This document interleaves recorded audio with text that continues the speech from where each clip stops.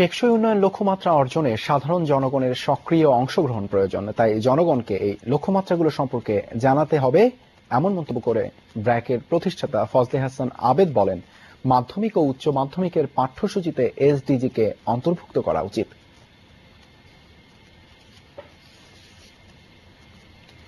সকালে রাজধানীর ব্র্যাকিং সেন্টারে এক সেমিনারে এসডিজি বাস্তবায়নের চ্যালেঞ্জ নিয়ে গবেষণাপত্র উপস্থাপন করেন সিপিডির সম্মানীয় ফেলো ডক্টর দেবপ্রিয় ভট্টাচার্য। বলেন, বৈশ্বিক অর্থনীতির স্লথ গতি টেকসই উন্নয়নের প্রক্রিয়াকে ব্যাহত করবে। এসডিজি বাস্তবায়নে এমডিজির তুলনায় ৩ গুণ বেশি অর্থ খরচ করতে হবে বলেও জানান তিনি। লক্ষ্য অর্জনে তাই উন্নয়নশীল বিশ্বে সরকারি উন্নয়ন ব্যয় দ্বিগুণ করতে হবে। বাংলাদেশের প্রেক্ষাপটে এসডিজি বাস্তবায়নে রাজনৈতিক সদিচ্ছা এবং নেতৃত্বের গুরুত্বপূর্ণ ভূমিকা থাকতে হবে।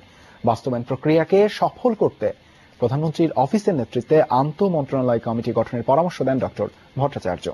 অনুষ্ঠানে সংসদ সদস্য সাবের হোসেন চৌধুরী বলেন, এই প্রক্রিয়ায় বড় ভূমিকা পালন করতে হবে জাতীয় সংসদকে।